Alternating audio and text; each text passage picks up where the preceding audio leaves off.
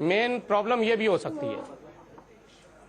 ठीक है, लेकिन फहीम साहब इस खासकर एसी के मामले में किन किन चीजों का ध्यान रखना चाहिए, क्योंकि घर में और भी लोग होते हैं। अभी तो चले करोल बाग में एक बेचारा मैकेनिक जान से चला गया, लेकिन अगर ये घर का मामला होता तो हो सकता है घर में और भी लोग होते हैं, फिर जब एसी रिपेयर हो रहा होता है तो आसपास ही खड़े होते हैं, उनको भी चोट आ सकती थी, उनकी भी जान जा सकती थी। देखिए अनुराग जी, इंडोर जो आपका इनसाइड में जो लगता है, इंडोर जो लगता है, इंडोर से कोई प्रॉब्लम नहीं होती है। जो भी प्रॉब्लम होती है वो आउटडोर से प्रॉब्लम होती है, और आउटडोर में ही कंप्रेसर होता है और कैपेसिटर हमारे छोटे छोटे से यानी विंडो एसी की बात कर रहे हैं आप?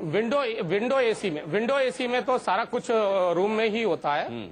विंडो एसी में सारा कुछ रूम में ही होता है, और विंडो एसी में भी ज्यादातर क्या होता है कि हमारे जो कंप्रेसर और उसमें स्टार्टिंग रनिंग कैपेसिटर होते हैं, स्टार्टिंग रनिंग कैपेसिटर भी फॉल्ट हो जाते हैं। और कंप्रेसर का सिर्फ नाइट्रोजन प्रेशर टेस्टिंग ही मेन चीज होती है, जो कि नॉन टेक्निकल आदमी या टेक्निकल आदमी अगर समझ सकता है 300 से 400 तक प्रेशर देके हम इसको स्टैंड कर सकते हैं, और उसके बाद लीकेज वगैरह टेस्ट करके प्रॉपर वैक्यूम करके और इसको हम R22 चार्ज कर सकते हैं।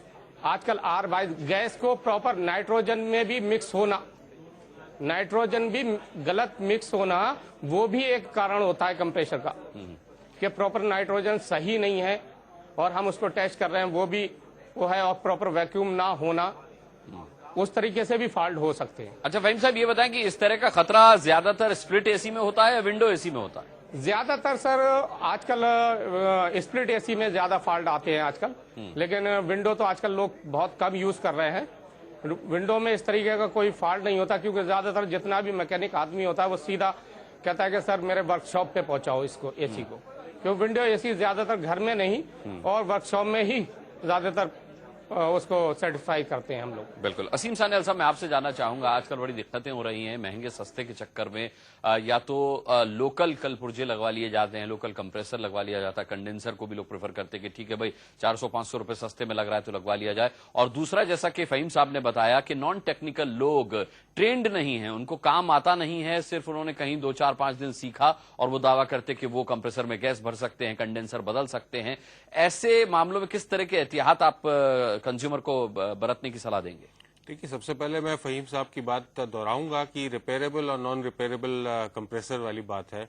आज के दिन हम जब टेस्ट करते हैं एसीज को, जो है कोई भी एसी नॉन रिपेयरेबल कंप्रेसर से नहीं बनता है। यानी कि ओरिजिनल अगर आप कोई भी चीज खरीदेंगे तो नॉन रिपेयरेबल होगा। वो सील कंप्रेसर जो है सीकेडी कंडीशन में बाहर से इंपोर्ट होती है या सिर्फ असेंबल होके मार्केट में आती है। तो मेरा सबसे पहले सलाह ये है कि अनब्रांडेड कोई भी चीजें सामान ना खरीदे जो वो खतरे से खाली नहीं है। अनब्रांडेड यानी कि जैसे फहीम साहब ने बताया कि भाई रिपेयरेबल कंप्रेसर होता ही नहीं है आज के दिन में। अगर आप ओरिजिनल की बात करें, टेक्निकल बात करें, रिपेयर जहां वो करने आप जाएंगे वहां खतरे से आपको खेलना पड़ेगा। और दूसरा सवाल ये है कि एक चीज की लाइफ होती है, हर एक आइटम की एक लाइफ होती है। हम हमारे कंज्यूमर को, उपभोक्ता को हमेशा बताते हैं कि एक अगर कंप्रेसर की लाइफ 7 साल बताई जाती है तो उसको मैक्सिमम 8 से 9 साल 10 साल आप चलाएं। उसके बाद उसको रिपेयर ना करवाने की कोशिश करें, उसको रिप्लेस करें, बदलिए उसको, क्योंकि उसकी लाइफ खत्म हो चुकी होगी। उसके बाद वो खतरा मोलने वाली बात हो जाती है।